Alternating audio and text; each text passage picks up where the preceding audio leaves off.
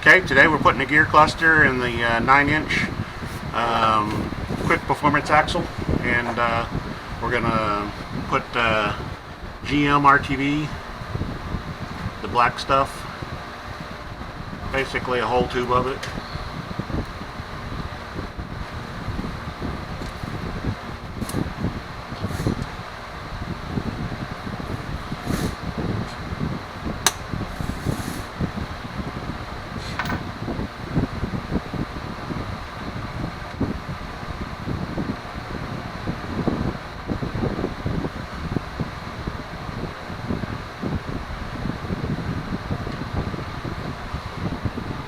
Be generous with the RTV. You don't want leaks. We can wipe away excess once we get the gear cluster, the gear carrier down up on it.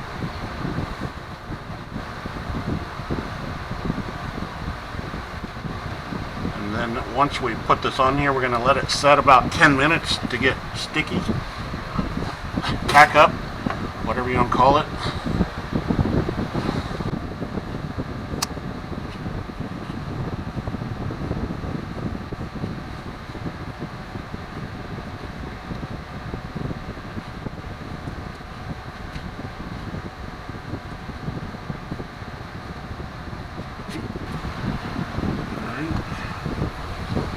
We've already cleaned the inside of the housing.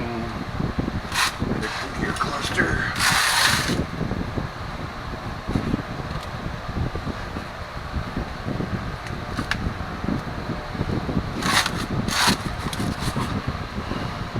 We let off on the jack just a hair so I can spin this block of wood.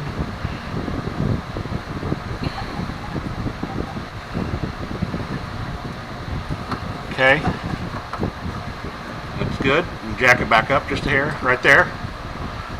I'm allowing this block of wood to help support this once I get it up towards where it goes.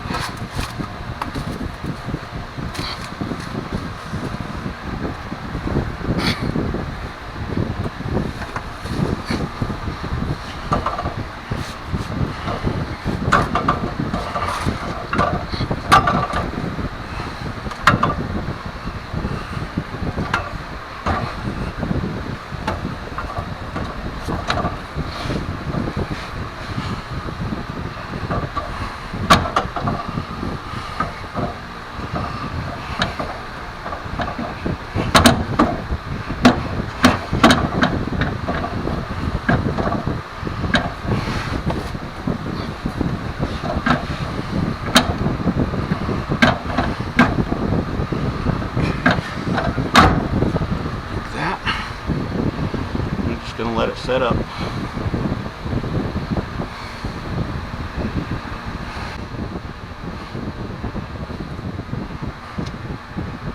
Time to start the nuts. And just like that, it's in.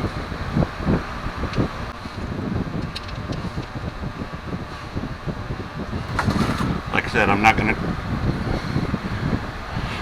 torque this down or bolt it up tight yet. About 5 to 10 minutes that RTV get tacky.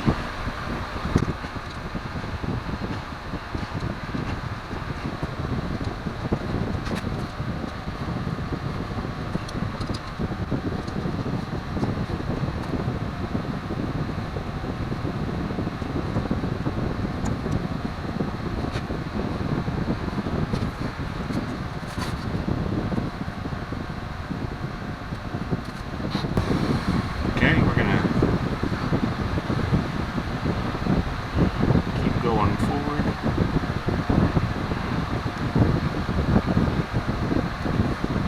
After we cinch this up, we'll take a seal driver and drive the axle seals in, and then we'll slide the axles in. We'll use a drift and hammer the bearings in, and then we'll put the brake caliper brackets on, start sucking those up, go from there.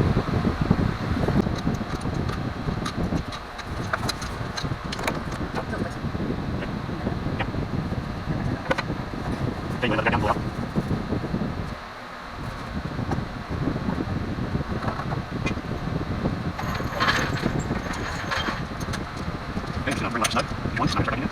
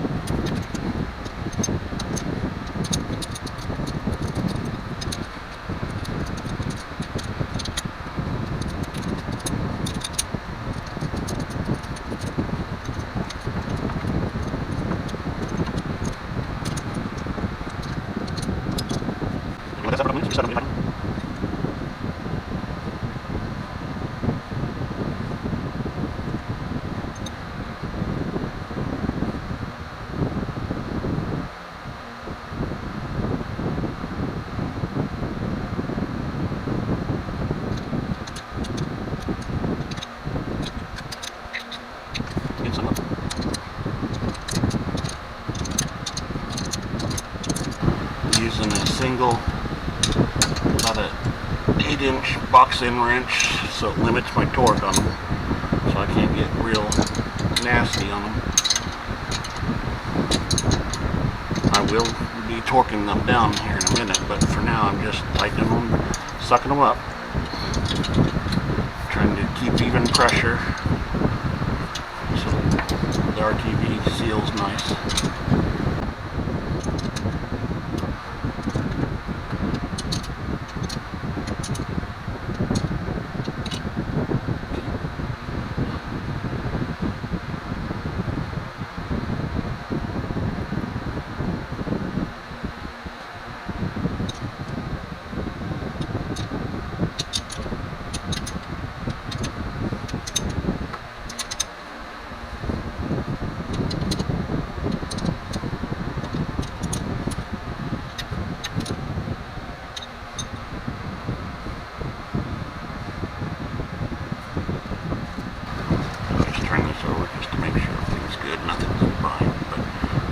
All the axles yet, so it'll be fine. This says 35 spline axles.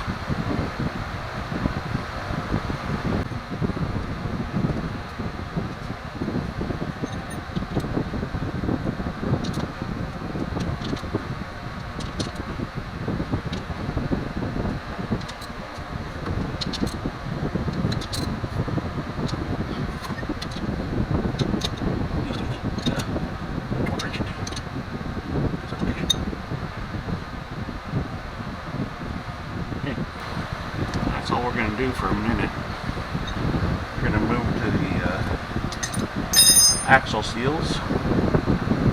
Use a drift, an axle seal drift, and then we're going to drive the axle bearing in with the axle itself, and then we'll put the brake caliper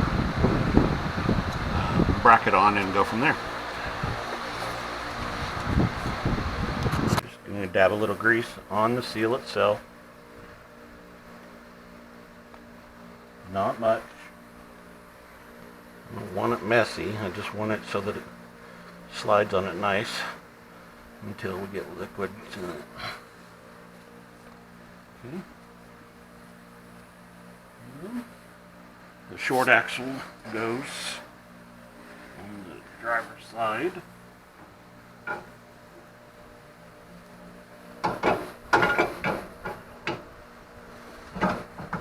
Okay. I felt it engage in the pumpkin, and then now we're going to use a drift. I'm not going to smack this axle right here with a hammer. You want a drift, piece of wood, something of that nature.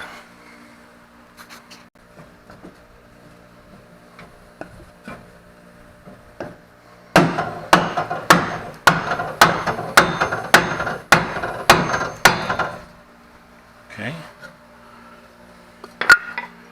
Just fit your bracket.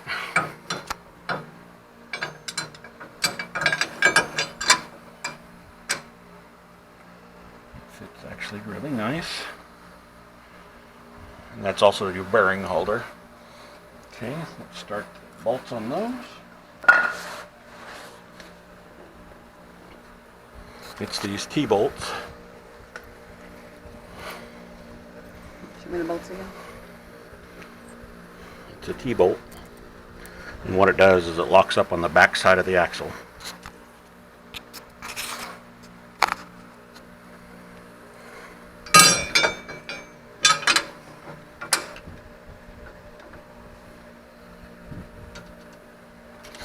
Okay.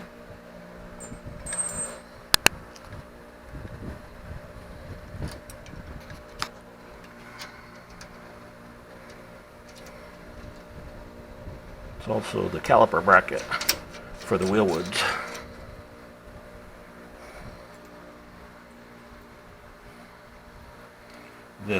This particular car has 4 piston wheel woods in the rear and 6 piston wheel woods in the front.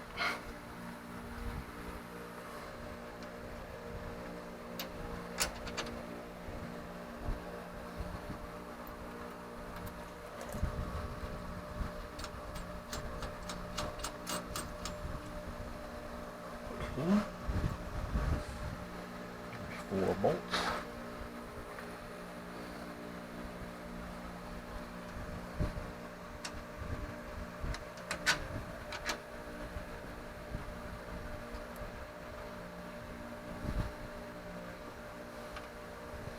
On all of your axle and brake hardware, you want to use lock washers or aircraft lock nuts or blue Loctite.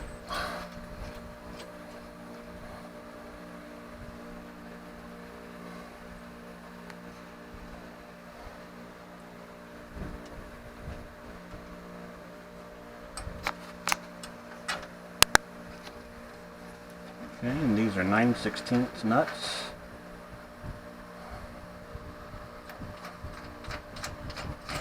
Where they're at, you're not going to get a socket to, so you'll use a wrench. And the T-bolt keeps the back of the bolt from moving around.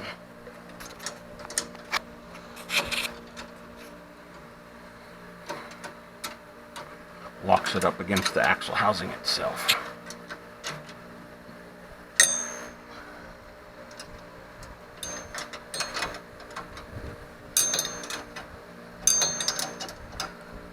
Even though these have lock washers, I'll probably put a dab of Loctite up against them.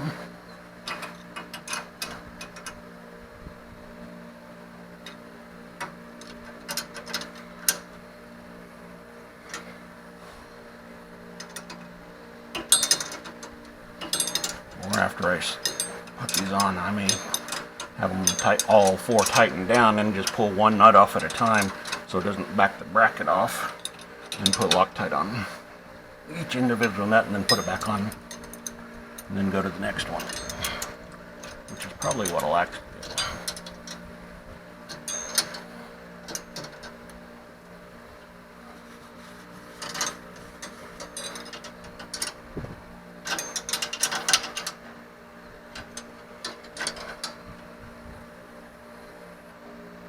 Okay. Yep. Spins and the pinion yoke spinning.